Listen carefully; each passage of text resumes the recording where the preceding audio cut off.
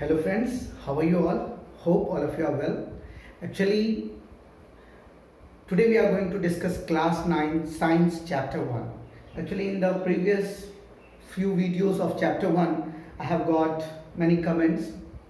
I thought that I should work on it, and it's my pleasure that you all have done comment.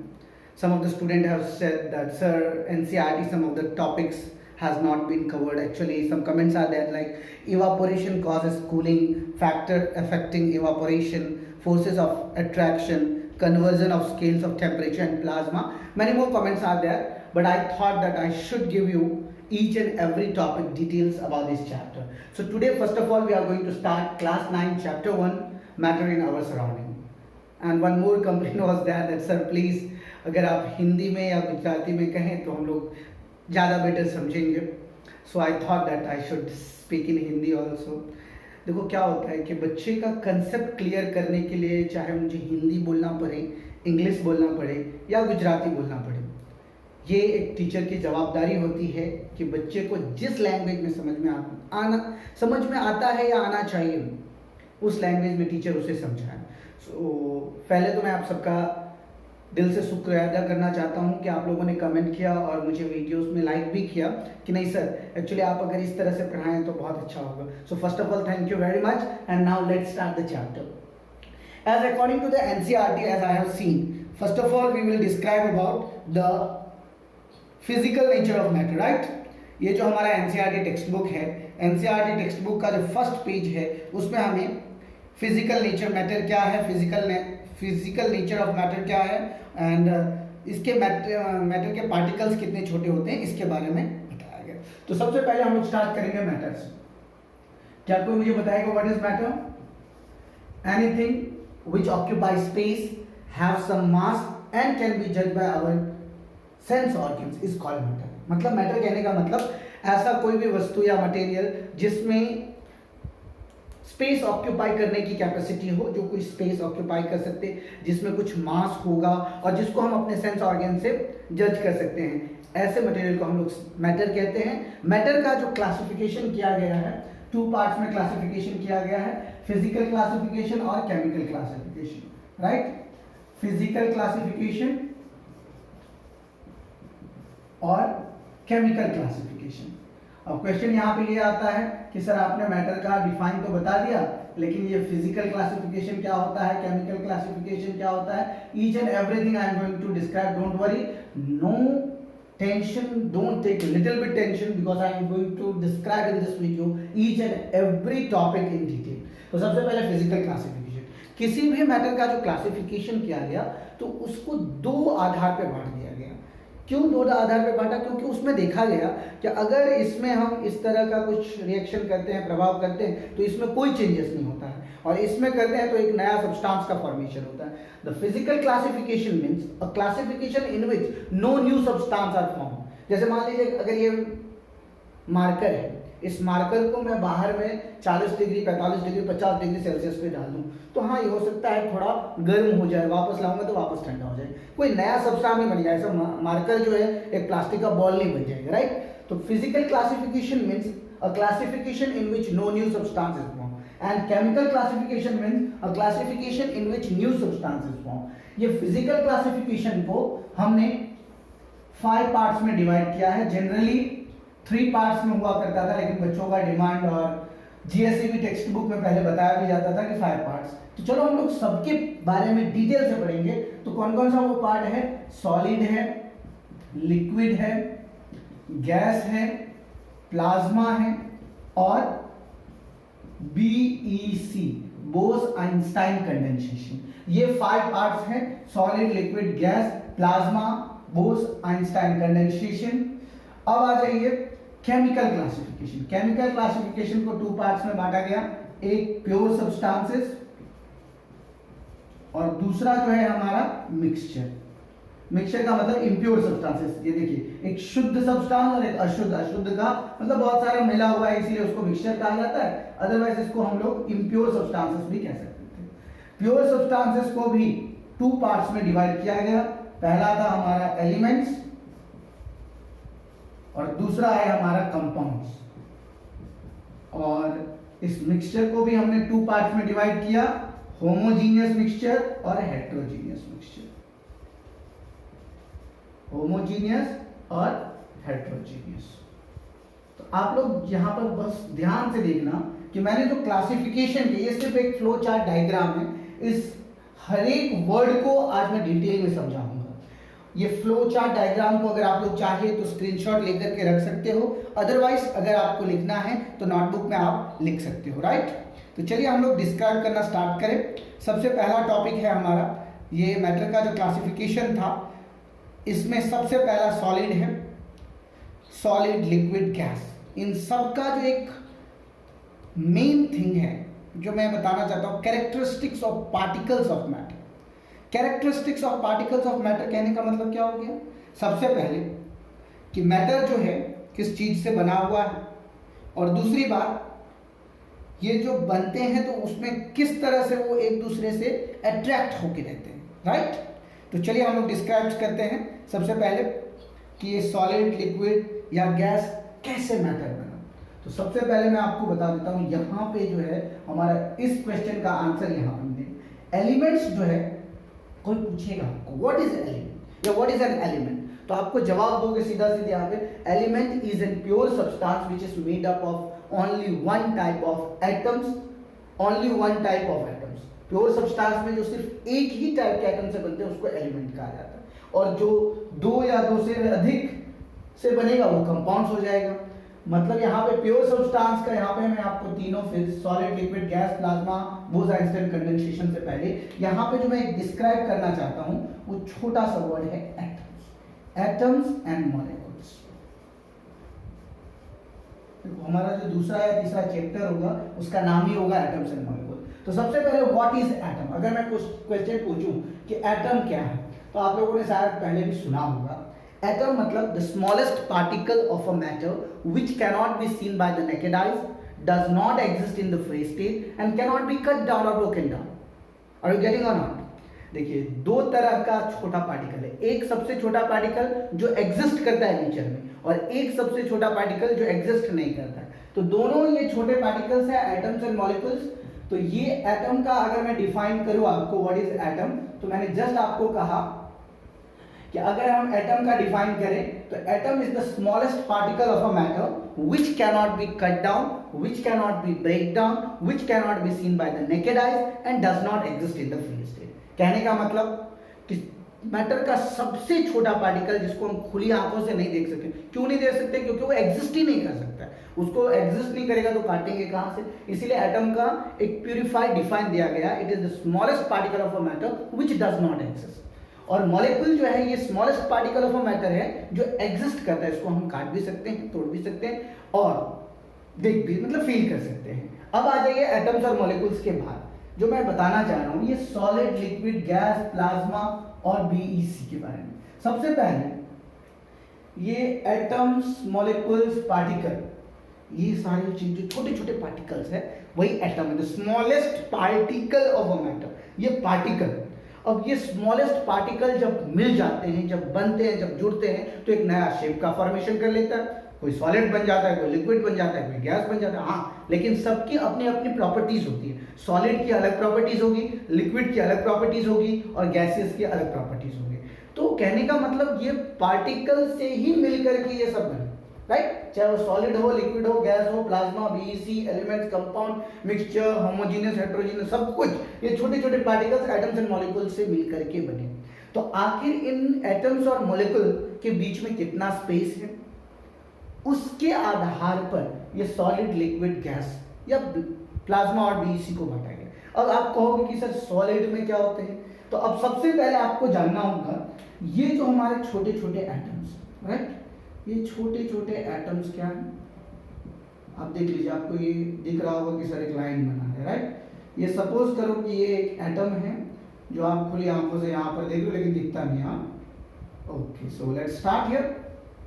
यहाँ पे आप देख लो, ये छोटे छोटे पार्टिकल्स मैंने यहाँ पे ड्रॉ किए हैं। ये छोटे छोटे पार्टिकल्स का जो है एक फिक्स्ड शेप है, एक फिक्स्ड वॉल्यूम है, इसको हम कंप्रेस नहीं कर सकते। आप इसके मेल्टिंग पॉइंट, बॉइलिंग पॉइंट्स बहुत हाई होते हैं। अब ये सारा प्रॉपर्टीज जो है एक छोटे छोटे एटम का है। मान लीजिए ये मैटर जो है, ये पार्टिकल जो कंटिन्यूसली मूव करते रहते हैं, जो काइनेटिक एनर्जी में रहते हैं, इनका टेम्परेचर ऑटोमेटिकली इंक्रीज होती रहता है, ये सारा प्रॉपर्टीज एक मैटर का है। मैटर के छोटे छोटे हमारे एटम्स के। तो अब जो है अगर एटम्स आपस में टाइटली बेंड हो गए, मतलब बाइंड हो गए हैं, एक दूसरे में घिर गए हैं, तब जो है ये पांचों फॉर्मेशन जो आपको दिख रहा है ये सारे के सारे फिजिकल स्टेट्स ऑफ मैटर है। सॉलिड, लिक्विड, गैस, प्लाज्मा और बोस-आइंस्टाइन कंडेंसेशन। चलिए तो मैं डिस्क्राइब करता हूँ।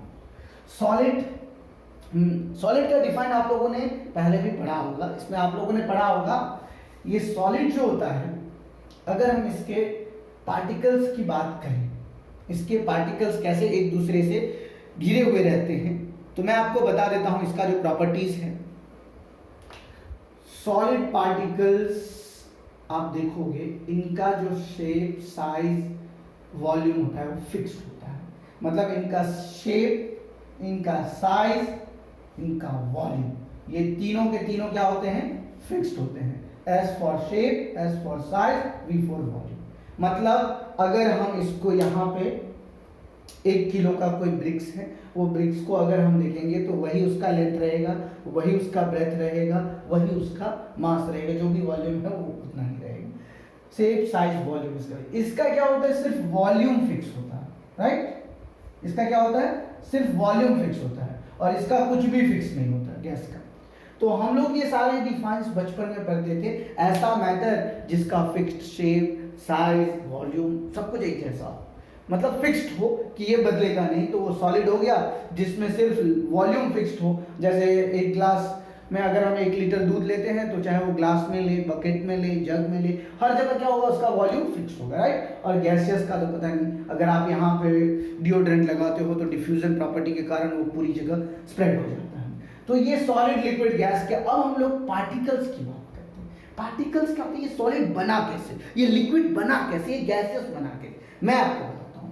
जब ये एटम्स एंड मॉलिक्यूल्स, एटम्स और मॉलिक्यूल्स के जो पार्टिकल्स होते हैं, जो एटम्स होते हैं, इन दोनों के बीच में जो इंटरमॉलिक्यूलर फोर्स काम करता है।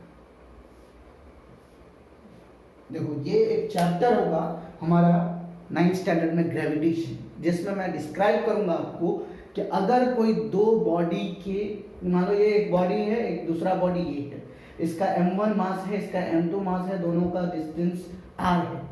तो याद करो मैंने फोर्स में बताया, फोर्स चैप्टर में, फोर्स इज इक्वल टू, ये जो है डायरेक्टली मास का प्रोपोर्शनल होता है और इसके डिस्टेंस के स्क्वायर का ये इनवर्स होता है, राइट? तो प्रोपोर्शनल और इनवर्स दोनों में अगर आप करोगे तो यहाँ पर अगर ये m1 है, ये m2 है और इस दोनों का डिस्टेंस r है, तो F is equal to m1 into m2 by r square. याद करो, ये फोर्थ चैप्टर में हम लोग पढ़ेंगे। 8th स्टैंडर्ड में शायद आपने पढ़ा होगा या नहीं पढ़ा होगा, आई डोंट नो, बट इतना तक समझ में आना चाहिए। अब मैं ये क्यों बता रहा हूँ आपको, मैं बता रहा हूँ ये दोनों एटम जो है, ये एटम का एक नेचर होता है। याद रखना, एटम का नेचर क्या होता है कि वो अपने आप को स्टेबल करे। क्यों स्टेबल करेगा? क्वेश्चन उत्तर, क्यों स्टेबल करेगा? एटम्स का क्या नेचर है, क्यों वो स्टेबल करेगा? एटम्स जो होते हैं अपने लास्ट शेल में ऑक्टेट पूरा करने की कोशिश करता है। ये सारा जब आगे हम बढ़ेंगे, जो 4th चैप्टर है हमारा स्ट्रक्चर ऑफ एटम, उसमें पूरा बहुत बढ़िया से मैं इसका डिस्क्राइब करूंगा। यहाँ पे सिर्फ इतना समझ लेना आप लोग कि एटम्स एक दूसरे को स्टेबल करने के लिए एक दूसरे से अट्रैक्ट होते हैं। तो जिसमें जो एटम्स की छोटे छोटे पार्टिकल्स हैं, ये एक दूसरे से टाइटली बैंड हो जाते हैं। टाइटली बैंड का मतलब बहुत ही मजबूती के साथ बन जाते हैं, जिसमें इंटरमॉलिक्यूलर स्पेस, इंटरमॉलिक्यूलर स्पेस, याद करो मैंने अभी जस्ट मॉलिक्यूल के बारे में बताया था कि यह एक ऐसा पार्टिकल है जो एग्जिस्ट करता है।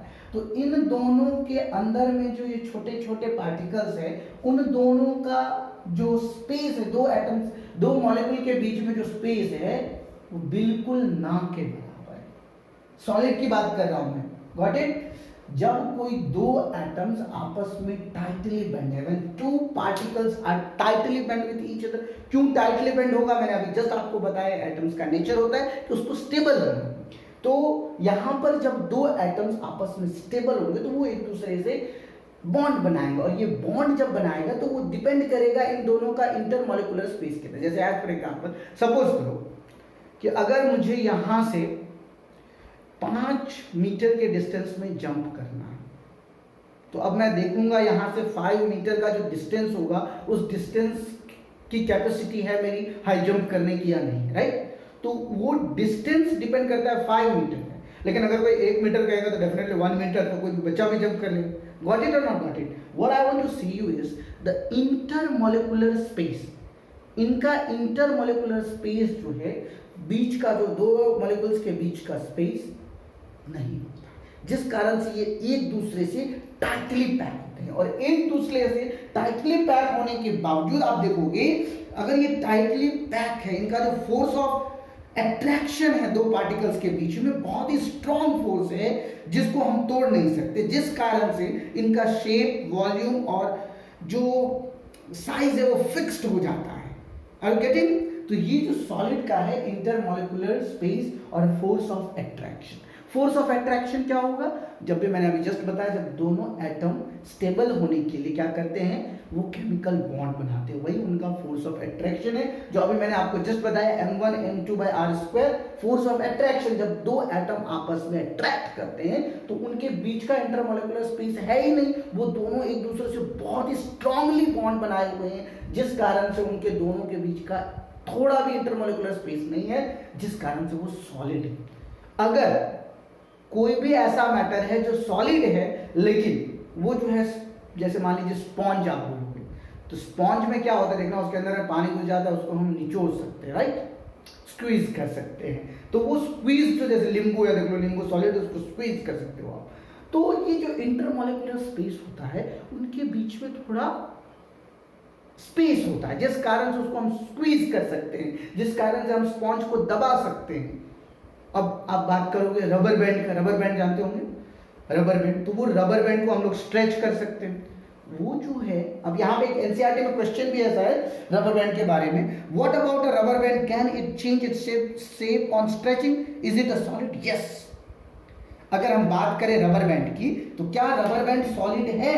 आपको कोई पूछेगा, क्योंकि रबर बैंड तो मान लीजिए इसका आप बोल रहे हो सॉलिड का शेप, साइज सब फिक्स होता है, तो क्या रबर बैंड सॉलिड हो सकता है? Yes, rubber band is a solid. Question पूछेगा सर कैसे, आप तो बोल रहे हो सॉलिड का शेप, साइज सब फिक्स होता है, तो फिर ये कैसे हो सकता है कि रबर बैंड जो है सॉलिड है? तो मैं आपको एक चीज सबसे पहले बता देता हूं, क्यों? क्योंकि ये अपना शेप जो है रीजन्स रखता है, मतलब कंटिन्यूसली वो बरकरार रखता है। वापस वो, अगर रबर बैंड को आप देखोगे, ये रबर बैंड है, तो अगर रबर बैंड को आपने यहाँ से यहाँ तक स्ट्रेच किया, ये इतना बड़ा हो गया, लेकिन इसको वापस छोड़ोगे तो वो अपना ओरिजिनल शेप में आ जाएगा। तो इसका एक जनरल सा आंसर आप दे सकते हो, लेकिन आपको कोई पूछेगा कि ये क्यों होता है, तो उसका मैं आंसर बता रहा हूं, इनके दोनों जो एटम्स या मॉलिक्यूल्स होते हैं उनके बीच में थोड़ा स्पेस होता है, जिस कारण से इसको बेंड किया जा सकता है, इसको स्ट्रेच किया जा सकता है। Got it? यहाँ पे बहुत सारे क्वेश्चन है आपके एनसीईआरटी में। दूसरा है, what about the sugar and salt when kept in a different jars, these take different shape of the jar, are they solid? अब यहाँ पर बहुत ही अच्छा क्वेश्चन है ये, क्या सर अगर हम दूसरे डब्बे में रखेंगे तो क्या वो सॉलिड बन सकते हैं? जार के बारे में बताया गया। तो मैं आपको एक चीज क्लियर कर दूं यहाँ पर भी, कि जब भी आप इस तरह के क्वेश्चन पढ़े तो घबराना मत। क्यों नहीं घबराना? क्योंकि आपको ये थोड़ा समझ में होना चाहिए कि ये जार के अंदर में ये सॉलिड है या लिक्विड है, सबसे पहला क्वेश्चन ये। और दूसरा, क्योंकि यहाँ पर उसने जो शेप ऑक्यूपाई किया है, जिसको मैं बता रहा हूँ आपको, कि अगर इसने ये शेप ऑक्यूपाई कर लिया तो क्या हम इसको सॉलिड कह देंगे या नहीं कहेंगे? तो जनरल सा इसका मैं आंसर आपको बता रहा हूँ, बहुत ही जनरल आंसर है ये, कि अगर कोई भी पार्टिकल जो है, कोई भी पार्टिकल जब मैटर का है, उसका शेप, साइज, वॉल्यूम फिक्स है, या फिर वापस वो फिजिकल चेंज के कारण वापस ओरिजिनल शेप में आ जाता है, या फिर इस तरह के कुछ भी क्वेश्चंस होंगे, तो सबसे पहले मैं आपको ये समझाना चाहूंगा कि मैटर के प्रॉपर्टीज को हम लोग समझें कि आखिर मैटर कहना क्या चाहता है। तो पहले मैं आपको सॉलिड के प्रॉपर्टीज के बारे में बता देता हूं, उसके बाद हम लोग ये जार वाले क्वेश्चन पे भी जाएंगे, ताकि सबका आंसर मिले। एक क्वेश्चन था फोर्स ऑफ अट्रैक्शन। कोई भी ऑब्जेक्ट अट्रैक्ट क्यों करता है? आपने मैग्नेट देखा है? तो मैग्नेट में आप देखना, जब आप कोई मैग्नेटिक सब्सटेंस के नियर बाय ले जाते होंगे तो उसमें अट्रैक्ट करता है। क्यों अट्रैक्ट करता है? कभी आपने सोचा? मैं आपको बता देता हूँ। ये चार्ज जो होते हैं वो दो प्रकार के होते हैं। There are two charge, positive charge and negative charge, right? ये पॉजिटिव और नेगेटिव चार्ज जो होते हैं, ये पॉजिटिव और नेगेटिव चार्ज, पॉजिटिव चार्ज और नेगेटिव चार्ज, जब ये दोनों को कांटेक्ट में लाया जाते हैं तो ये दोनों एक दूसरे को क्या करता है? अट्रैक्ट करता है। अट्रैक्शन, जब पॉजिटिव और नेगेटिव इस दोनों को एक मतलब लाया जाता है कांटेक्ट में, तो ये एक दूसरे को अट्रैक्ट करता है, जिस कारण से आप देखना कि मैग्नेट जो है आयरन को अट्रैक्ट करता है, क्योंकि उस दोनों के आप लोग बस इतना समझते होंगे कि नॉर्थ पोल और साउथ पोल, राइट? लेकिन मैं आपको बता देता हूं कि हर एक एटम जो एलिमेंट है, मैंने अभी आपको कुछ देर पहले बताया कि एलिमेंट के जो एटम्स हैं, अब वो एलिमेंट का कैसा प्रॉपर्टी है? मेटालिक प्रॉपर्टी है तो वो जो है कैटायनिक होगा। अगर जो है नॉन मेटालिक प्रॉपर्टी है तो उसका एनायनिक होगा। तो कैटायन और एनायन क्या करते हैं? एक दूसरे को अट्रैक्ट करते हैं। तो ये जो फोर्स ऑफ अट्रैक्शन है, ये फोर्स ऑफ अट्रैक्शन जिसमें बहुत ही ज्यादा होगा, जिसके इंटरमॉलिक्यूलर स्पेस रहने ही नहीं देगा, इतना ज्यादा टाइटली होगा, इसलिए वो सॉलिड है। तो सॉलिड के मैं कुछ प्रॉपर्टीज आपको सबसे पहले बता देता हूं कि सॉलिड क्यों है। क्योंकि सॉलिड का फिक्स्ड शेप होता है, फिक्स साइज होता है, फिक्स्ड वॉल्यूम होता है। सॉलिड को कंप्रेस नहीं किया जा सकता। क्यों कंप्रेस नहीं किया जा सकता? क्योंकि वो जो है फिक्स्ड शेप है, फिक्स्ड वॉल्यूम है। इनका फोर्स ऑफ अट्रैक्शन जो दो पार्टिकल्स के बीच में वो बहुत ही ज्यादा है। The strong force of attraction between the particles, उनका जो मेल्टिंग पॉइंट है, बॉइलिंग पॉइंट है, वो बहुत ज्यादा है। और इनकी जो इंटर पार्टिकल स्पेस है सॉलिड का, वो बहुत ही कम है और मोस्टली हैव हाई डेंसिटी। इनके जो एक दूसरे जो एटम्स है इनके करके बहुत ही ज्यादा डेंस है। Particles are now free to move. जो आप कोशिश करोगे कि अगर ये एक दूसरे से बहुत ही टाइट है तो वो कैसे मूव करेंगे? तो particles are not free to move, they do not flow. तो ये सारा प्रॉपर्टीज हमारा सिर्फ और सिर्फ सॉलिड का। सॉलिड में मैंने क्या क्या आपको बताया? इसका fixed shape, fixed size, fixed volume. Solid को दबाना है, तो दबाने के ऊपर में एक क्वेश्चन आया था, क्या सर वही रबर वाला जो स्पॉन्ज था, what about a sponge, is it a solid and we are able to compress it? वाह, क्वेश्चन बहुत ही अच्छा है कि अगर आपको कोई पूछे क्या स्पॉन्ज जो है वो सॉलिड है, उसको फिर हम दबा सकते हैं कि नहीं दबा सकते? अगर दबा सकते हैं तो वो शेप एंड साइज तो वापस चेंज हो गया, तो फिर वापस वो सॉलिड कैसे कहलाएगा? तो इस देखो, सबसे पहले आपको समझना होगा कि सॉलिड का जो भी प्रॉपर्टीज मैंने अभी आपको बताया, उसका shape, size, compressibility, diffusion, fluidity, rigidity, intermolecular spaces, arrangement of molecules, इन सब के अलावा अगर आप बात करें, ये स्पेशली जो स्पॉन्ज है, स्पॉन्ज के अंदर में क्या होते हैं उसको देखना, छोटे छोटे टाइनी टाइनी होल्स होते हैं। वो स्पॉन्ज जो है उसके अंदर में एयर ऑक्यूपाई किया रहता है। क्या ऑक्यूपाई किया रहता है? एयर। उसके अंदर में एयर फिल रहता है, जिस कारण से वो कंप्रेस हो जाता है। और ये जो पोर्स है स्पॉन्ज के अंदर में, ये पोर्स जो है उसके अपने अंदर में एयर फिल करेंगे। लेकिन अगर वो पोर्स नहीं होता, स्पॉन्ज फुल्ली टाइट होता, उन दोनों के एटम्स बहुत ही स्ट्रांगली अट्रैक्टिव फोर्स रहता, तो वो भी कंप्रेस नहीं होता। याद रखना, स्पॉन्ज के जो पोर्स होते हैं उसमें एयर फिल्ड रहते हैं, जिस कारण से स्पॉन्ज को हम लोग कंप्रेस कर सकते हैं। Got it? तो ये था हमारा सॉलिड का कुछ कैरेक्टरिस्टिक्स। सबसे पहले मैं आपको बता दूं, जो भी मैंने अभी आपको बताया, सॉलिड का fixed shape, fixed size, fixed volume, cannot be compressed, strong force of attraction between the particles, high melting and boiling point, least in a inter particle space, order arrangement of particles, mostly have a high density, particles are not free to move and do not flow.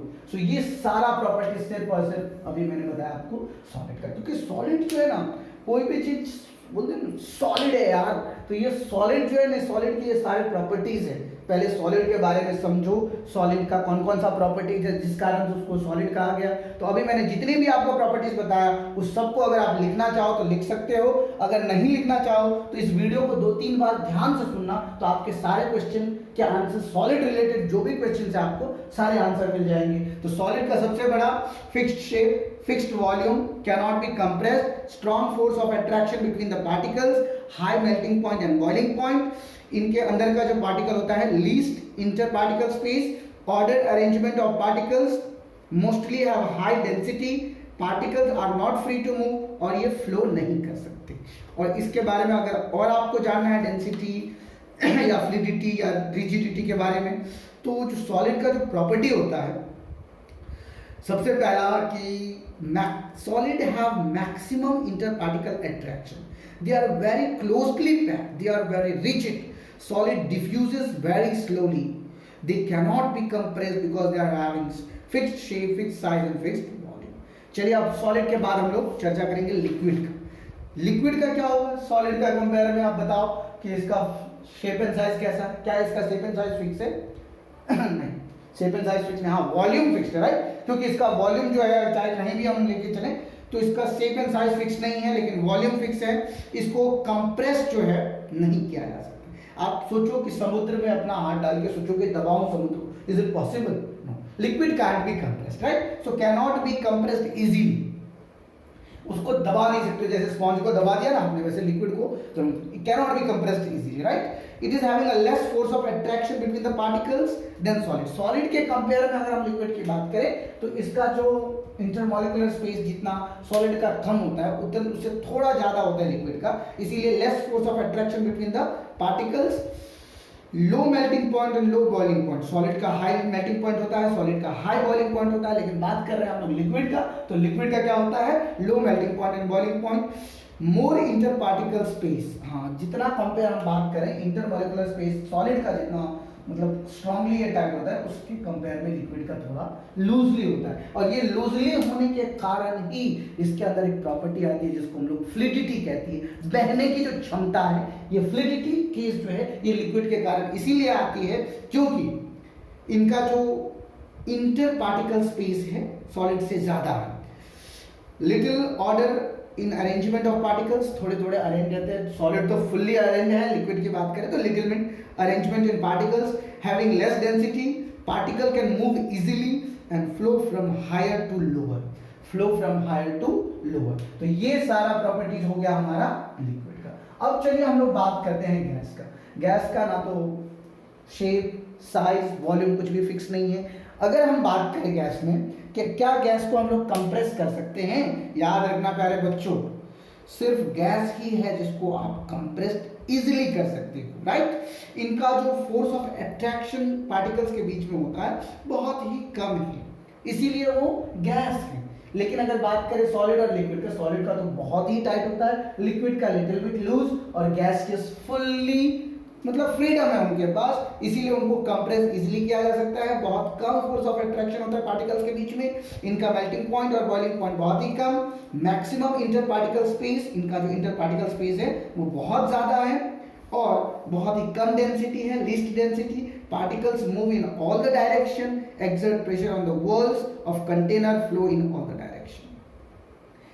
Liquid और gas इन दोनों के पास property है fluidity की, लेकिन solid के पास नहीं है। सॉलिड के एटम्स मूव नहीं कर सकते इसलिए, सिंस लिक्विड और गैस इन दोनों का जो एटम्स होता है उन दोनों के बीच में गैप होता है, लिक्विड में थोड़ा कम, गैस तो फ्रीली रहते हैं, तो इसीलिए इन दोनों का नेचर, लिक्विड और गैस इन दोनों का नेचर होता है fluidity, flows from high level to lower level. लेकिन अगर गैस की बात करें तो ये तो प्रेशर एक्सर्ट करता है कंटेनर के वॉल में, क्योंकि ये हर डायरेक्शन में घूम सकता है। अब आ जाइए प्लाज्मा के बारे में। प्लाज्मा के बारे में आपका एक डाउट भी था, what is plasma?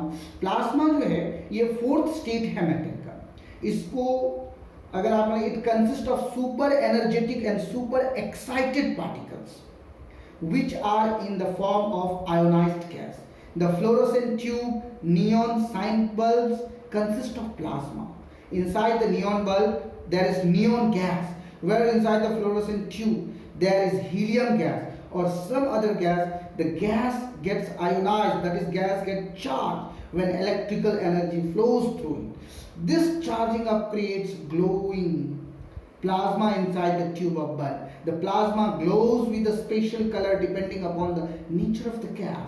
The sun and the star glows because of the presence of plasma in them. The plasma is created in stars due to very high temperature plasma. TV is based on the fourth state of matter called plasma. तो सबसे पहले ये plasma जो है matter का fourth form है. ये plasma specially कहाँ पाएगा? आप पूछ सकते हो कि सर ये इनर्ट गैस जितने भी हीलियम, नियन, ये सारे इनर्ट गैस कहाँ यूज होते हैं? आपने देखा वो 100 वाट वाला बल्ब जो होता है, राइट, 100 वाट वाला बल्ब, तो उस 100 वाट वाले बल्ब में आप देखना येलो कलर की रोशनी निकलती. आजकल तो एलईडी का ज़माना हो गया है, हर जगह एलईडी, और आजकल तो अब रिमोट वाला लाइट भी आ गया है. तो कोई भी लाइट शाइन क्यों करती है? सन या स्टार क्यों शाइन करते हैं? तो ये जो फोर्थ स्टेट है प्लाज्मा, प्लाज्मा का एक नेचर होता है.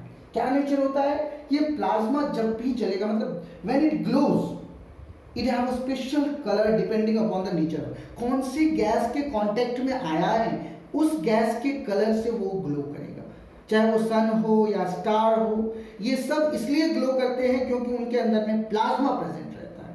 आपका टीवी देखना, टीवी जो है आपका, ये स्पेशली मैटर का फोर्थ स्टेट के कारण, प्लाज्मा के कारण ही आपका टीवी जो है आपको कलरफुल रंगीन पिक्चर जितने भी दिखते हैं. और ये स्टार्स का तो टेम्परेचर बहुत ही ज़्यादा होता है. लेकिन अगर हम बात करें अपने बल्ब का, जिसके अंदर में हीलियम या नियन गैस होते हैं, जो हमारा बल्ब शाइन करता है, this is only and only due to the fourth states of matter that is called plasma, right. What is called? Plasma. तो ये गैसियस स्टेट आप कह सकते हो, ये गैस का फोर्थ स्टेट है. सॉलिड लिक्विड गैस के बाद ये फोर्थ स्टेट है हमारा मैटर का प्लाज्मा. जो प्लाज्मा आपको कंसिस्ट होता है सुपर एनर्जेटिक या सुपर एक्साइटेड पार्टिकल. जैसे हमने सॉलिड लिक्विड और गैस की बात की, तो सॉलिड लिक्विड में हमने बात किया कि भाई उनका फोर्स ऑफ अट्रैक्शन पार्टिकल्स बहुत ज़्यादा होता है, एक का कम होता है, एक का बिल्कुल नहीं होता है. लेकिन अगर हम बात करें प्लाज्मा का, तो प्लाज्मा के जो पार्टिकल्स हैं वो आयोनाइज्ड फॉर्म है. आयोनाइज का मतलब जस्ट मैंने आपको बताया पॉजिटिव चार्ज और नेगेटिव चार्ज जो आयंस में कन्वर्ट हो जाते हैं. जैसे आयंस में कन्वर्ट होंगे और वो आयन फ्लोरोसेंट ट्यूब में रखा जाता है. जैसे नियॉन है, बल्ब के अंदर में जो कंसिस्ट होता है उसको प्लाज्मा कहते हैं. अगर नियॉन बल्ब के अंदर में जो नियॉन गैस रहता है वो फ्लोरोसेंट ट्यूब के कारण, तो आपने वही गैस के कारण वो बल्ब का रोशनी आप देखना जो डिफरेंट डिफरेंट कलर, जैसा बल्ब है वैसा, जिस तरह का गैस का नेचर है वैसा कलर आपको ग्लो होता है. और ये गैस जो है आयोनाइज्ड हो जाते हैं, मतलब चार्ज हो जाते हैं, जिस कारण से इनके अंदर में चार्जिंग क्रिएट हो जाता है और प्लाज्मा जो है बल्ब के अंदर से जलने लगता है. तो ये मैटर का फोर्थ फॉर्म है. अगर इससे डीप में अगर आपको जाना है प्लाज्मा के बारे में, अगर इससे और ज्यादा डीप में जाना है, तो मैं आपको बता दूं प्लाज्मा जो है specially it is consist of inert gases. Inert gases आपने देखा होगा वो टंगस्टन का जो वायर होता है वो 100 वाट बल्ब में, तो उसके अंदर में ये नियॉन गैस क्यों भर देते हैं? कभी आपने सोचा why only neon gas is put? Because it is the fourth state of matter which specially are giving, you can understand about this ionized gas which gives a super energetic and super excited particle. यही gas है जो gas को ionised कर सकता है, different types of energy split करेगा, जिस कारण से आपका बल्ब जो है ग्लो होता है. तो ये हमारा फोर्थ स्टेट है. आपको इसके लिए हम लोगों को डिटेल में इनर्ट गैस के बारे में पढ़ना पड़ेगा, तब हमें प्लाज्मा का पूरा डिटेल मिलेगा. अभी 9th स्टैंडर्ड के लिए इतना काफी. अब आ जाइए बीईसी, बोस आइंस्टाइन कंडेंसेशन. ये दो साइंटिस्ट थे, एक बोस साहब और एक आइंस्टाइन साहब. ये मैटर का पांचवा रूप है और which is formed from the matter that has been cooled to near absolute zero. Absolute zero किसको कहते हैं? -273 डिग्री सेल्सियस को हम लोग एब्सोल्यूट जीरो कहते हैं. जब कोई ग्रुप ऑफ एटम्स को कूल किया जाता है बहुत ही कम टेम्परेचर पर, तो आप देखना the velocity decreases because they have low energy. The velocity decreases because they have very low energy. This causes the individual atoms to overlap each other, forming a single superatom with all of its constituting atoms sharing a single energy state. A rotating BEC could be used as a model black hole, allowing the light to enter but not to escape. Condensate can be also used to freeze pulses of light to be released again when condensate break and research in this field is still going on about the Bose-Einstein condensation. सबसे पहले मैं आपको बता दूं ये होता क्या है Bose-Einstein condensation, ये जो पार्टनर फॉर्म है मैटर का ये क्या है? When a group of atoms is cooled at a very low temperature, जब बहुत सारे एटम्स को आप जैसे एटम्स फ्रीली थे उसको आपने कूल किया, तो जैसे कूल करोगे तो क्या होगा, वो जितने भी इंडिविजुअल एटम थे एक दूसरे से ओवरलैप करना चालू कर देंगे, और जैसे ही ओवरलैप चालू करेंगे तो सिंगल सुपर एटम का फॉर्मेशन होगा जो एनर्जी एक सिंगल एनर्जी स्टेट में कन्वर्ट होगा। जैसे आप लोगों ने ब्लैक होल का नाम सुना होगा, राइट? ब्लैक होल के अंदर में थाउजेंड्स ऑफ प्लैनेट्स उसके अंदर में समा चुके हैं। तो ये उसी तरह का बोस-आइंस्टाइन कंडेंसेशन अभी भी रिसर्च चल रहा है कि आखिर ये जब कि जैसे बहुत सारे मान लीजिए यहाँ पे छोटे छोटे छोटे छोटे पार्टिकल्स हैं, बहुत सारे पार्टिकल्स हैं, और इस पार्टिकल्स को हमने बहुत ही ठंडा मतलब टेम्परेचर को बहुत कम कर दिया, बहुत ज़्यादा कम कर, तो ये सारे एटम्स एक दूसरे से मिल जाएंगे और एक बड़ा सा एटम का निर्माण करेंगे, क्योंकि इनको हमने क्या किया है, टेम्परेचर को बहुत लो कर दिया है। टेम्परेचर बहुत लो करने के कारण हर एक एटम अपना जो है जो भी उसकी जो प्रॉपर्टीज है वो लूज करके एक दूसरे के साथ अट्रैक्ट हो रहे हैं, एक दूसरे के ऊपर में ओवरलैप हो रहे हैं, और ये ओवरलैप होने के साथ एक नया एक बड़ा सा एटम का फॉर्मेशन करता है जो एक सिंगल एनर्जी स्टेट। और rotating BEC could be used for the model of black hole। ये ब्लैक होल थ्योरी में इस मॉडल को यूज किया गया है, और अभी भी बहुत सारी चीजें अभी इस पे रिसर्च किया जा रहा है। Condensate can be also used to freeze pulses of the light. अब सोचिए यहाँ पे इन्होंने इतना ज्यादा डिस्क्राइब कर दिया कि लाइट को भी फ्रीज किया है। Pulses of light can be freeze with the help of condensation and it can be released again with the condensation breakdown. मतलब अगर मान लो आपको लाइट को भी कंडेंस करना है, then we can use the property called Bose Einstein condensation. तो ये पांचों फॉर्म था हमारा फिजिकल क्लासिफिकेशन, जो हम लोग फिजिकल स्टेट्स ऑफ मैटर है, सॉलिड, लिक्विड, गैस, प्लाज्मा और BEC। आई होप आप लोगों को समझ में आया होगा। अगर हम बात करें अब केमिकल प्रॉपर्टीज की, तो केमिकल प्रॉपर्टीज में मैंने आपको दो बताया है, प्योर सब्सटेंसेस और mixture. I hope all of you are understanding about this concept. अगर आप लोगों को फिर भी कोई डाउट हो तो please drop your doubt into the comment box section. जैसे आप लोगों ने प्रीवियसली अपने डाउट्स को लिखा था, तो मैं ये पूरा चैप्टर का भी वीडियो बनाने वाला हूँ। इसमें आपको हर एक कंसेप्ट को मैं समझाऊंगा। तो अगर आपको कोई डाउट रह जाता है ये पांचों स्टेट्स के बारे में, तो प्लीज आप लोग अपने डाउट को कमेंट बॉक्स में लिखना। अब आ जाइए प्योर सब्सटेंसेस। प्योर सब्सटेंसेस का मतलब क्या हो गया? प्योर सब्सटेंसेस का मतलब हो गया a substance which is made up of only one type of atoms और molecules is called pure substance. जो एक ही प्रकार के एटम्स और मॉलिक्यूल से बनते हैं, और जो डिफरेंट टाइप्स में बनते हैं वो हो गया हमारा मिक्सचर, जो एक ही टाइप के प्योर सब्सटेंस हो गए, और जो डिफरेंट टाइप्स के एटम्स और मॉलिक्यूल से बनेंगे वो मिक्सचर हो गया। Element is a pure substance which is made up of only one type of atoms. Element is a pure substance which is made up of only one type of atoms. When two or more than two elements combine, a compound is formed। इस सबसे ज्यादा जो हमें इस chapter में पढ़ना है वो है factors affecting the states of matter। आखिर कौन कौन सा फैक्टर है जो हमारे स्टेट्स ऑफ मैटर को अफेक्ट करता है?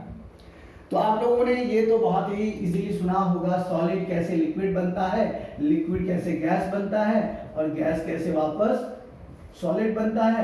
और अब बताइए, इसको हम लोग हीट करेंगे, सॉलिड को हीट करेंगे लिक्विड बनेगा, लिक्विड को हीट करेंगे गैस, गैस को कूल करेंगे लिक्विड, लिक्विड को कूल करेंगे सॉलिड। जो एग्जांपल हम लोगों ने लिया था आइस का, राइट? Melting freezing.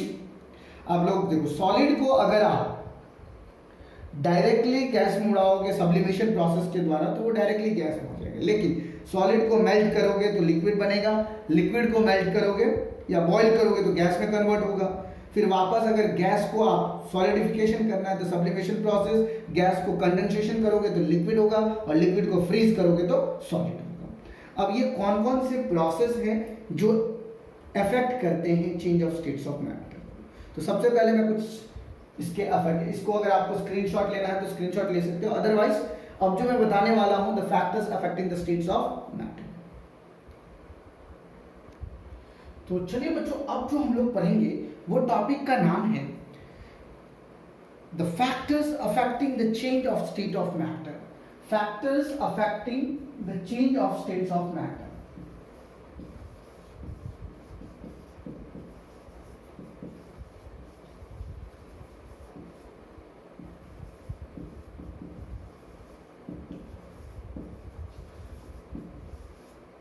क्या है ये टॉपिक। सबसे पहले इसको समझना चाहिए कि आखिर हम जो पढ़ रहे हैं वो टॉपिक कहना क्या है।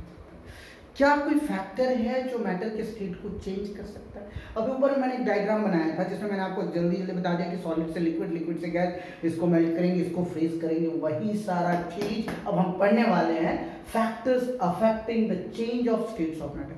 क्या कारण है कि कोई भी सॉलिड स्टेट लिक्विड में बन जाता है, लिक्विड स्टेट गैसियस बन जाता है, गैसियस वापस लिक्विड बन जाता है, या गैसियस डायरेक्ट सॉलिड बन जाता है, या सॉलिड डायरेक्ट गैसियस बन जाता है। क्या रीजन है और वो कौन कौन से फैक्टर्स है जिस कारण से ये सॉलिड बन। सबसे पहला जो आपके एनसीईआरटी में दिया है वो है temperature, effect of change of temperature. क्या होगा अगर हम लोग जो टेम्परेचर अगर बढ़ा दें या घटा दें किसी भी सॉलिड, लिक्विड या गैस का, तो क्या होगा। इसमें बहुत सारे फैक्टर्स हैं जिसमें से आपका एनसीईआरटी बता रहा है पहला टेम्परेचर, दूसरा प्रेशर, इस तरह से बहुत सारे आपके एनसीईआरटी बुक में जाएगा, लेकिन हम लोग वन बाय वन पढ़ेंगे। तो सबसे पहला अगर टेम्परेचर की आप बात करना चाहें कि सर हम लोगों को सबसे पहले टेम्परेचर में ही बता दीजिए कि अगर टेम्परेचर ज़्यादा या कम करेंगे तो क्या होगा, किसी भी स्टेट का क्या चेंजिंग होगा, तो वो सारा चीज़ अभी हम लोग पढ़ेंगे, राइट। तो चलिए हम लोग स्टार्ट करते हैं सबसे पहले टेम्परेचर से। टेम्परेचर, अब एक चीज बताइए, टेम्परेचर क्या है, व्हाट इज टेम्परेचर। और टेम्परेचर बढ़ाया जा सकता है, घटाया जा सकता है, ऐसा पॉसिबल है।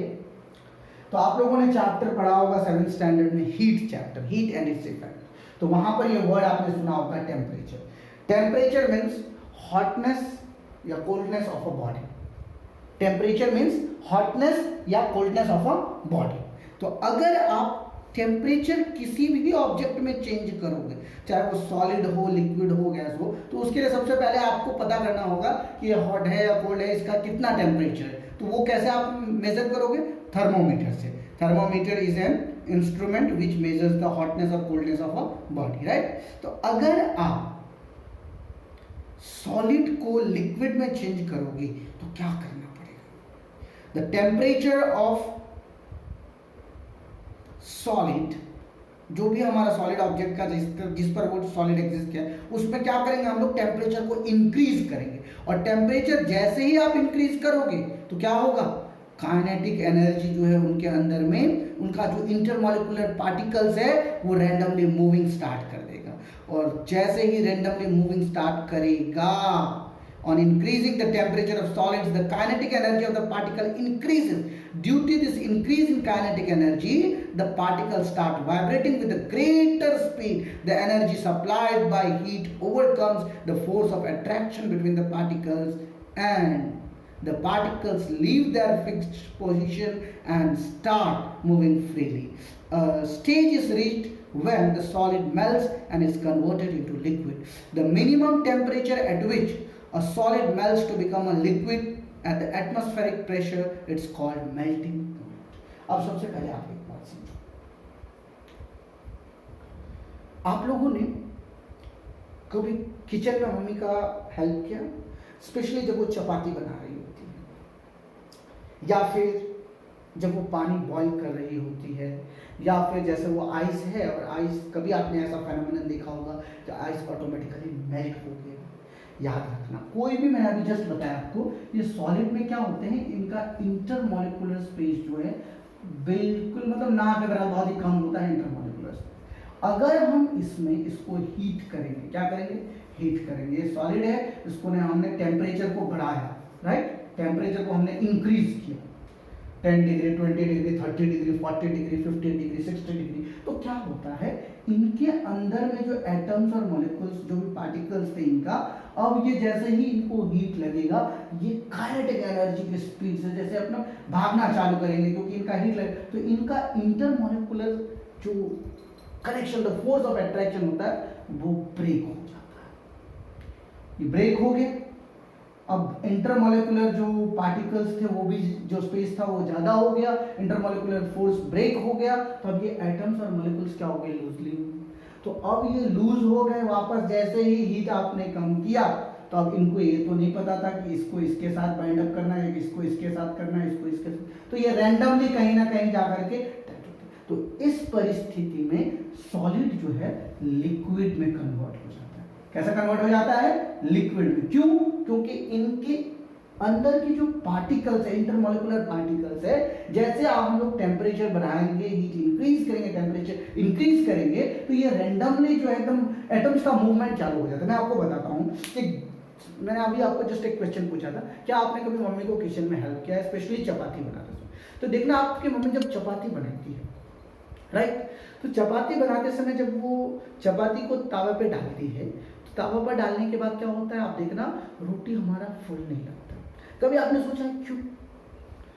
वो भी तो एक सॉलिड पार्टिकल्स है, व्हाई दे आर स्पेशली ये एकदम बलून की तरह फुल क्यों जाता है? इसके पीछे कंसेप्ट है कि वो चपाती का जो व्हीट फ्लोर का जो डफ है, उसके अंदर में एटम्स एंड मॉलिक्यूल्स जो पार्टिकल्स है वो टाइटली बेंड है, अभी भी उतना लूजली नहीं। लेकिन जैसे ही इसको हीट मतलब टेम्परेचर मिलता है, तब ये एटम्स एंड मॉलिक्यूल्स एक दूसरे से भागने लगते हैं, और वही रीजन है जो हमारा काइनेटिक एनर्जी के कारण चपाती हमारा फूल जाता है। नहीं तो जैसे आप टेम्परेचर एराइज करोगे, इंक्रीज करोगे, तो क्या होगा, एटम्स एंड मॉलिक्यूल जो है एक दूसरे से भागेंगे। तो भागेंगे तो कहां भागेंगे, स्पेस चाहिए ना, और यू गेटिंग और नॉट? तो हर एक एटम्स जब ज्यादा आप टेम्परेचर दोगे तो एक्सेस लेवल अपना, जैसे आप देखना हम लोग जब खाना खा लेते हैं तो हमारा पेट का साइज जो है एक्सेस लेवल पे चला जाता है, वैसे ही एटम अपने साइज का एक्सेस साइज में चला जाता है जब उसको हम लोग एक्सट्रीमली हीट करते हैं। बहुत ज्यादा हीट करेंगे तो क्या होगा, बहुत ज्यादा हीट के कारण जो है वो अपने साइज को, मतलब अब इनका जैसे मान लो एक एटम यहाँ पे था, दूसरा एटम यहाँ था, अब इसको बहुत ज्यादा हीट लगा तो इसका साइज इतना हो गया, ये बेचारा यहाँ से हट गया, तो उसका जो एटम का जो अट्रैक्शन था वो ब्रेक हो गया। जैसे ही अट्रैक्शन ब्रेक हुआ, वापस देखना जैसे ही हमारी रोटी फुल जाती है, अगर कहीं से गैस निकल गया तो वापस रोटी चिमटी एकदम पतली एकदम चिपक जाती है। क्यों चिपक जाती? क्योंकि वो टेम्परेचर मेंटेन, वो प्रेशर मेंटेन करके नहीं रखता, जिस कारण से कहीं फट गया रोटी और उसका गैस सारा निकल गया, वो हीट जो था वो गैसेस फॉर्म में निकल गया, वापस जो है साइज। लेकिन वो जो एटम जितना बड़ा साइज था उतना बड़ा साइज नहीं रह पाया। Are you get it? देखो ये जो समझ में आना चाहिए, ये कंसेप्ट समझ में आना चाहिए कि सॉलिड लिक्विड में कैसे चेंज होता है। तो अभी हमने जस्ट बात किया था टेम्परेचर का। जब सॉलिड मेल्ट होता है, when a solid melts its temperature remains the same, so where does the heat energy, वो क्वेश्चन यहाँ पे आता है, जब सॉलिड मेल्ट होता है तो आखिर इसका जो हीट एनर्जी वो जाता कहाँ है? During the melting the temperature of the system does not change after the melting point is reached till the ice melt. This happens even when we continue to heat the beaker. If it continues supplies the heat get up used up in the changing the state of overcoming as the force of attraction between the particle as the heat energy is absorbed by the ice without showing any rise in temperature. It is considered that it gets hidden of the contents of beaker and it is known as latent heat. अब question ये होता है, जैसे मान लो कि भाई साहब आपने टेम्परेचर दिया, लेकिन जब आइस मेल्ट होता है तो उसका हीट जाता कहाँ है? क्वेश्चन ये, तो उसके अंदर में एक छुपा हुआ हीट होता है जिसको हम लोग लेटेंट हीट कहते हैं। इन सब के बारे में पहले जाऊंगा, पहले मैं आपको ये फैक्टर्स अफेक्टिंग में सबसे पहला पॉइंट है मेल्टिंग। मेल्टिंग किसको कहेंगे? The process in which solid change into liquid, the process in which the solid change into liquid is called melting. It is also called fusion. जब भी कोई सॉलिड लिक्विड में चेंज होता है, कैसे सॉलिड चेंज होगा लिक्विड में? जब तक हम उसको मेल्ट नहीं करेंगे तब तक वो कोई भी पार्टिकल्स हो, इसके लिए हमें मेल्टिंग प्रोसेस यूज करना पड़ेगा। कौन सा प्रोसेस यूज करना पड़ेगा? मेल्टिंग। मेल्टिंग किसको कहते हैं? Melting is a process in which solid change into the liquid is called melting. और ये कैसे होगा? जब हम लोग टेम्परेचर एराइज करेंगे। Freezing, the process of converting liquid into solid is called freezing. Freezing किसको कहेंगे? जब हम लिक्विड को सॉलिड में कन्वर्ट करेंगे तो हमें यूज करना पड़ेगा फ्रीजिंग प्रोसेस। फ्रीजिंग का मतलब क्या होता है? टेम्परेचर डिक्रीज करना। जैसे ही आप टेम्परेचर डिक्रीज करोगे, बहुत ज्यादा कम करोगे, तो सॉलिड जो है कन्वर्ट हो जाएगा लिक्विड में, और लिक्विड जो है कन्वर्ट हो जाएगा आइस में। इसीलिए आप लोग देखना आपके रेफ्रिजरेटर में एक फ्रीजर होता है जिसमें आप लोग आइस कन्वर्ट करते हो। क्यों? क्योंकि वहां से लिक्विड को और ज्यादा फ्रीज किया जाता है और टेम्परेचर कम किया जाता है, तो जो है लिक्विड जो है वो सॉलिड में कन्वर्ट हो जाता है। Got it? अब ये तीसरा है हमारा boiling. The process of converting liquid into vapour, completely called boiling, It is a bulk phenomenon, that is particle from inside the liquid gain enough energy to change its vapor state. It take place only at boiling. जैसे मान लो अगर आपको liquid को boil करोगे, क्या करोगे, boil करोगे, boiling process करोगे, तो ये वेपर में चेंज होगा. किसमें चेंज होगा, वेपर में. वेपर में जैसे ही ये चेंज होगा तो ये प्रोसेस ही हमारा है, क्योंकि कब होगा ये वेपर में चेंज, और ज्यादा हम इसको हीट करेंगे और ज्यादा टेम्परेचर इंक्रीज करेंगे तो लिक्विड हमारा बॉयल स्टार्ट. जैसे आप देखना कभी कभी आपकी मम्मी पानी बॉयल करती होगी तो लिक्विड जैसे ही बॉयल होगा तो उसके ऊपर से एक वेपर का गैस निकलने लगता है. तो as the liquid starts boiling it change into the vapour.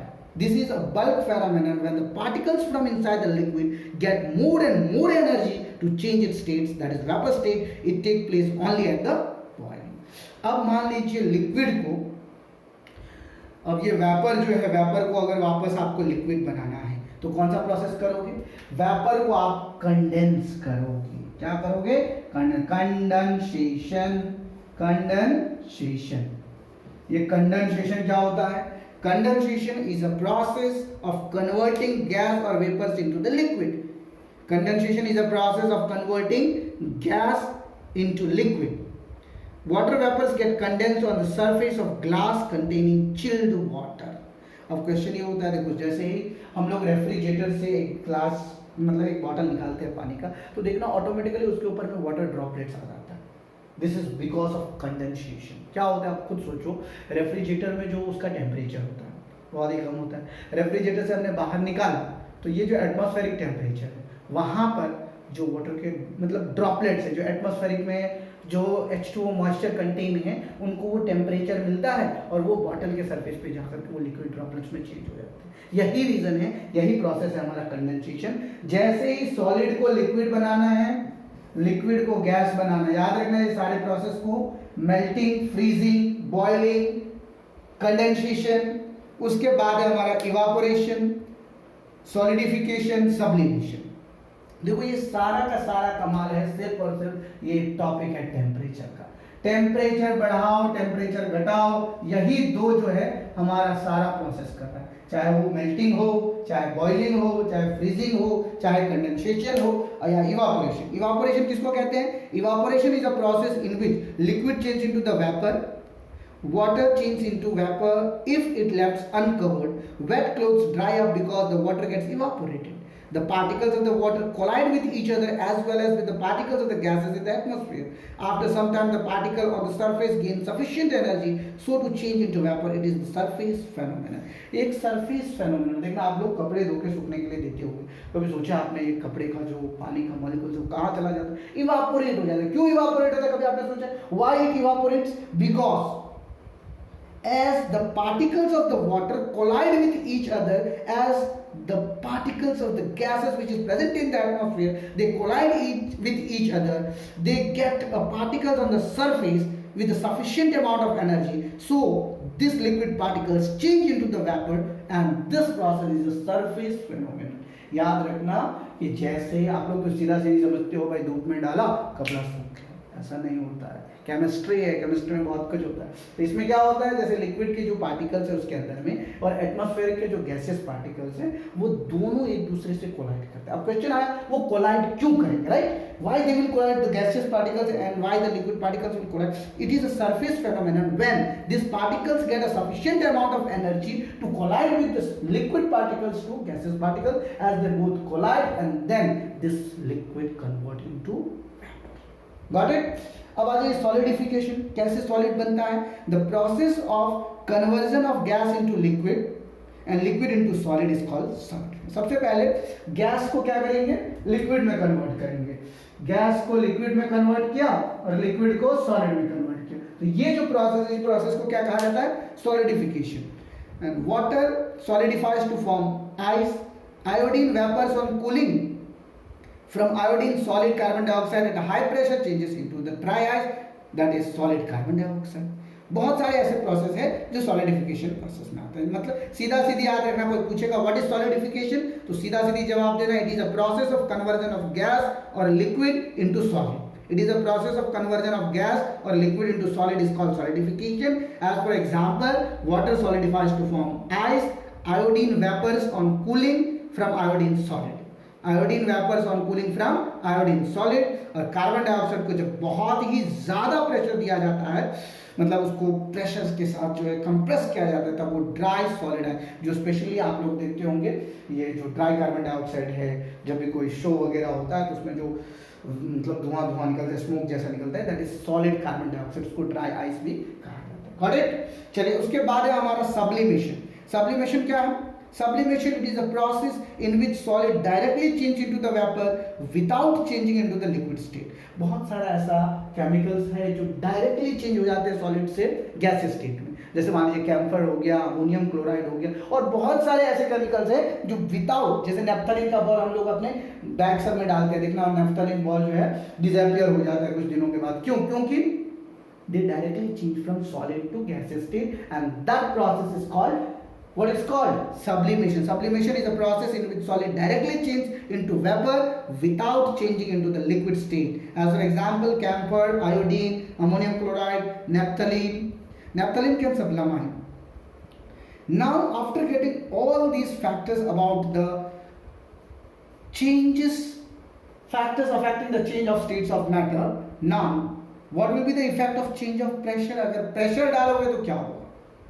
याद रखना मेरे प्यारे बच्चों, जैसे ही टेम्परेचर को बढ़ाने से सॉलिड लिक्विड में होगा, लिक्विड गैस में होगा, वैसे ही अगर हम प्रेशर को भी करेंगे तो एटम्स जो है, जो सॉलिड के अंदर में जो पार्टिकल्स है, वो डिफ्यूज होना चालू हो जाएगा। मीन्स प्रेशर पड़ने के बाद कभी आपने सोचा है कि क्या होगा? तो गैस को कंप्रेस करोगे तो लिक्विड बन जाएगा, लिक्विड को कंप्रेस करोगे सॉलिड हो जाएगा। इवापोरेशन उसी का एक एग्जाम्पल है। अब उसके बाद फैक्टर्स अफेक्टिंग इवापोरेशन, कौन कौन से फैक्टर्स हैं जो इवापोरेशन को इफेक्ट करते हैं? क्या आप बता सकते हैं इवापोरेशन का कौन कौन सा फैक्टर्स है जो इफेक्ट करता है? और एक दो क्वेश्चन रह गया था जो आप लोगों ने कहा था कि सर ये स्केल का चेंजिंग का आप कुछ न्यूमेरिकल्स बता दो, और उसके बाद तो वो हम लोग शायद प्रीवियस वीडियो में मैंने आपको बताया भी था, लेकिन आपको मैं अभी भी बता देता हूँ। ये दो चीज जो है हम लोग अभी पढ़ेंगे कि सबसे पहले conversion of scales of temperature, और उसके बाद दूसरा है हमारा जो cooling, evaporation causes cooling. Okay, तो चलिए सबसे पहले देखो, आप लोगों ने देखा होगा कि डिग्री सेल्सियस स्केल वो जो है 100 पार्ट्स में डिवाइड किए गए, और जो फ़ारेनहाइट स्केल है वो 212 पार्ट्स में डिवाइड, मतलब टोटल जो है 180 पार्ट्स में डिवाइड किया गया, राइट? मतलब 32 से लेकर के 212 तक। मैं आपको बताता हूँ, ये कन्वर्जन ऑफ स्केल, 3 तरह के स्केल होते हैं, डिग्री सेल्सियस, फ़ारेनहाइट और केल्विन। तो ये डिग्री सेल्सियस वाला जो हमारा स्केल होता है, ये 0 डिग्री सेल्सियस से लेकर के 100 डिग्री सेल्सियस तक होता है। और ये फ़ारेनहाइट वाला जो स्केल होता है, ये हमारा 32 डिग्री फ़ारेनहाइट से लेकर के 212 डिग्री फ़ारेनहाइट। तो आप देख लो यहां पर, सबसे पहले ये टोटल कितने पार्ट में डिवाइड किया गया? 100 पार्ट्स। और ये टोटल कितने पार्ट्स में डिवाइड किया गया? 180 पार्ट्स। राइट? बात समझ में आया? अब देखो यहां पर डिग्री सेल्सियस हमारा 0 से स्टार्ट हुआ, टोटल 100 पार्ट में डिवाइड किया। डिग्री फ़ारेनहाइट हमारा 32 से स्टार्ट हुआ, टोटल 180 पार्ट्स में डिवाइड। ये कंसेप्ट आपको याद रखना है। क्या है ये कंसेप्ट? कुछ नहीं है, आप देख लो, डिग्री सेल्सियस -0, डिग्री फ़ारेनहाइट -32, 100 यहाँ 180, ये जो पार्ट्स है वही है। तो अब देखो क्रॉस मल्टीप्लिकेशन तो आप लोगों को आता होगा, तो क्या हो जाएगा? 180 upon 100 is equal two degree Fahrenheit -32 upon degree Celsius -0। किसी में से 0 माइनस करोगे उतना ही होने वाला है, डिग्री सेल्सियस, राइट? 0 0 कैंसिल, 2 9 18, 2 5 10, तो 9/5 इस साइड डिग्री डिवाइड है, इधर आएगा तो multiply, 9/5 degree Celsius is equal two degree Fahrenheit -32, इधर माइनस है, इस साइड आएगा तो प्लस, तो क्या हो जाएगा? 9/5 degree Celsius plus 32 is equal two degree Fahrenheit. तो एक फॉर्मूला हमारा ये हो गया। मतलब याद रखना, degree Fahrenheit is equal to 9/5 degree Celsius plus 32। ये एक फॉर्मूला है। अगर कोई भी सेल्सियस दिया हुआ है, जैसे ह्यूमन बॉडी का नॉर्मल टेम्परेचर कितना होता है? 37 डिग्री। 37 डिग्री को अगर फ़ारेनहाइट में चेंज करेंगे तो कितना हो जाएगा? 9/5 × 37 + 32।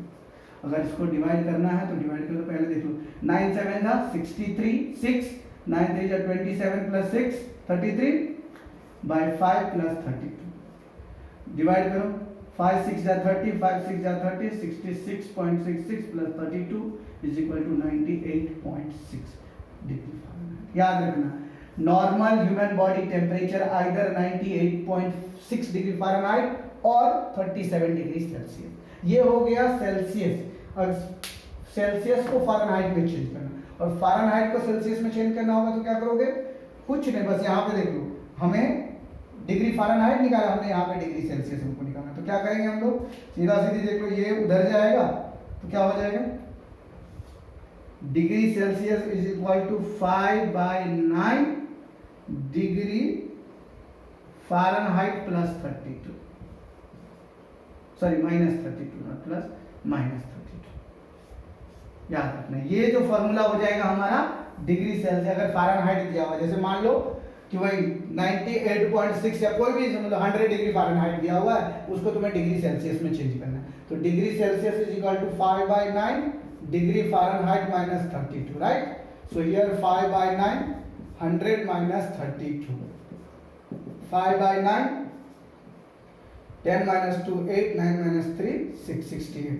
अब इसको मल्टीप्लाई करके डिवाइड कर दो, 8 5 जा 44, 6 5 जा 30 प्लस 4 34 बाय 9, 9 3 जा 27, उसके बाद कितना हो गया यहाँ पे 70, 9 7 जा 63, 70 37.77 डिग्री सेल्सियस। बात समझ में आया कि अगर आपको डिग्री फारेनहाइट से किस में चेंज करना है, सेल्सियस में, और सेल्सियस को डिग्री फारेनहाइट में चेंज करना है। अब एक है हमारा केल्विन, जो मैंने आपको तीनों स्केल बताया था, डिग्री सेल्सियस, डिग्री फारेनहाइट और डिग्री केल्विन। तो पहले आप लोग अगर इसका स्क्रीनशॉट लेना चाहते हैं तो स्क्रीनशॉट ले लीजिए, उसके बाद मैं आपको बताऊंगा डिग्री केल्विन का और सेल्सियस का रिलेशन। तो अब जो मैं बात करने वाला हूं वो है केल्विन और डिग्री। तो 0 degree Celsius is equal to 273 kelvin. अगर मान लीजिए अगर इसको 1 करना है तो 0 + 1 डिग्री सेल्सियस, उसी तरह 1 + 273 क्या, जो भी आपको करना है, जैसे 10 डिग्री सेल्सियस कितना हो जाएगा, तो 0 + 10 degree Celsius is equal to 10 + 273 is equal to 283 kelvin, ये हो जाएगा 274 केल्विन।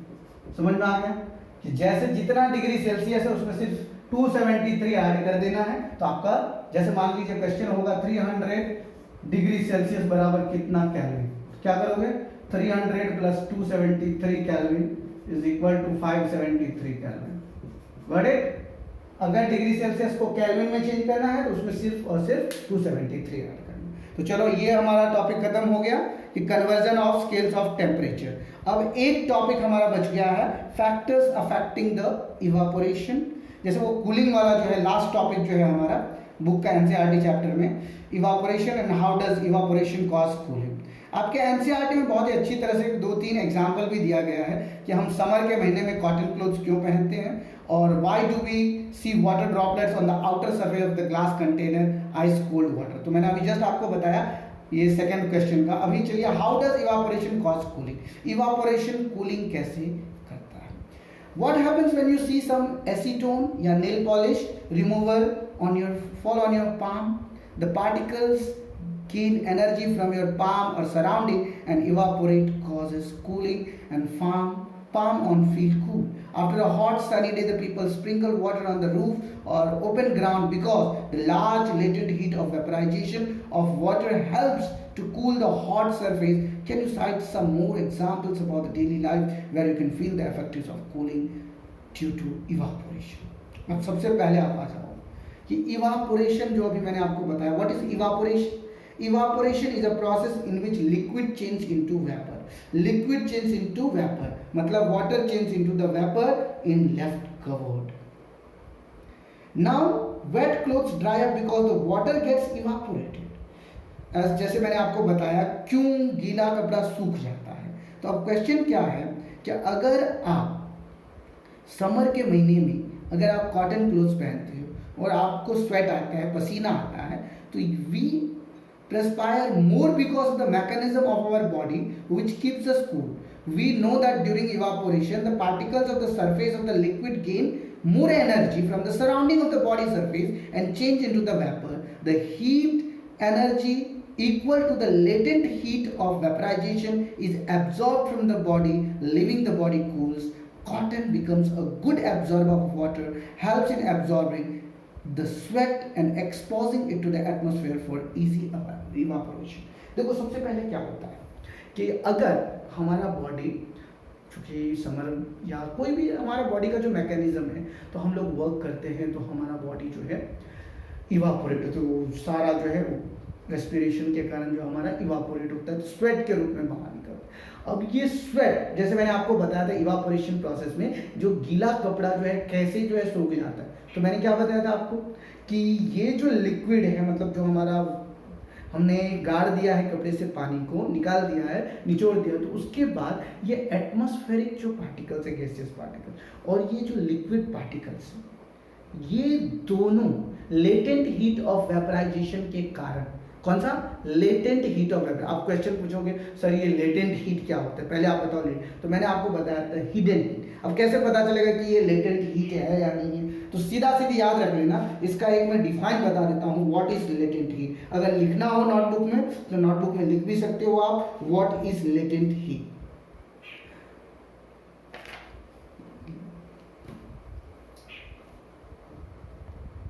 तो डिफाइन आप लोग लिख लीजिए लेटेंट हीट ऑफ फ्यूजन का। It is defined as the heat required to convert 1 kg of solid into liquid completely as its melting point. कहने का मतलब कि जब 1 kg ऑफ सॉलिड को लिक्विड में कंप्लीटली चेंज करता है, उसी हीट को हम लोग लेटेंट हीट ऑफ फ्यूजन कहते हैं। उसी तरह से लेटेंट हीट का मतलब हो गया हिडन हीट, छुपा हुआ हीट, जो सॉलिड को लिक्विड में कैसे कन्वर्ट कर देता है, लिक्विड को गैस में कैसे कन्वर्ट कर देता है। तो उसी तरह से अभी जो जस्ट मैंने आपको बताया है कि आखिर ये जो कैसे हमारा कूलिंग होता है, हमारा कपड़ा जो है किस तरह से कूलिंग इफेक्ट करता है, तो जैसे वो लेटेंट हीट जो है क्या करता है कि एक एनर्जी सराउंडिंग से गेन करता है। We know that during the evaporation, the particles at the surface of body surface change into vapor. जैसे ही हमारे बॉडी सरफेस और जो सराउंडिंग सरफेस है, जो पसीना है वो सराउंडिंग में मिल करके वो वेपर में चेंज हो गया, और ये हीट एनर्जी जो है वो latent heat energy of vaporisation उसको एब्जॉर्ब कर देता है। जैसे उसको एब्जॉर्ब करेगा, the body leaving the body cools. जैसे वो वेपराइजेशन के बाद में जितना भी वो आपका स्वेट था वो एब्जॉर्ब करके उसको बाहर करेगा और बॉडी को कूल करेगा। और जो कॉटन कपड़ा होता है, it is being a good absorber of water, helps in absorbing the sweat and exposing into the atmosphere for easy vaporisation. कहने का मतलब सीधा सीधी समझ जाओ एक लाइन में कि आखिर आपके शरीर में पसीना आया, वो पसीना due to latent heat of vaporisation के कारण आपका जो है एटमॉस्फेरिक वेपर के ऊपर में उसको कन्वर्ट किया। अब ये जो अगर कॉटन का रहेगा तो क्या होगा, वो जो वाटर है वो वाटर वेपराइज होगा लेटेंट हीट ऑफ वेपराइजेशन के कारण, और ये एटमॉस्फेरिक में मिल जाएगा। तो कॉटन जो है गुड एब्जॉर्बर है, तो ये उसको क्या करेगा, जैसे मान लीजिए आप बॉटल का मैंने आपको बताया, जैसे फ्रिज से हम लोग रेफ्रिजरेटर बॉटल निकालते, रेफ्रिजरेटर से एक बॉटल निकाला, तो इसके ऊपर में क्या होगा, अब देखना यहाँ पर लिक्विड के ड्रॉपलेट्स आ जाते, क्यों आ जाते मैंने आपको बताया, उसके अंदर का जो टेम्परेचर था और ये बाहर में जितने भी मॉइस्चर पार्टिकल्स हैं, जो भी छोटे छोटे छोटे मतलब पार्टिकल जो है वेपराइजेशन में कन्वर्ट है, वो वेपर लिक्विड वेपर में कन्वर्टेड है। जैसे ही उनको ये सरफेस मिलेगा तो वो वेपर जो है ये टेम्परेचर के ऊपर में वो लिक्विड में कन्वर्ट हो जाते हैं। वैसे ही जैसे ही इस स्वेट को ये वेपर मिलेगा, ये लिक्विड वेपर में कन्वर्ट हो जाएगा, और वेपर में कन्वर्ट होने के बाद ये जो है आपका कूलिंग इफेक्ट करता है। इसीलिए समर के महीने में आपको कौन सा कपड़ा पहनना चाहिए, कॉटन का कपड़ा पहनना चाहिए। आई होप आप लोगों को ये चैप्टर समझ में आया होगा। अगर फिर भी नहीं समझ में आया है, not an issue, please drop your doubt into the comment box section. हाँ, एक और बात, ये थोड़ा स्किप कर करके मत देखना, जब भी देखना फुल वीडियो देखना, पूरा का पूरा कंसेप्ट समझ में आएगा। आई hope all of you have understand this chapter. अगर फिर भी कोई डाउट है तो please drop your doubt into the comment box section and don't forget to like and subscribe. Share this video with your friend so they can also get knowledge of this chapter during this COVID-19 lockdown. That's all for today. Thank you very much.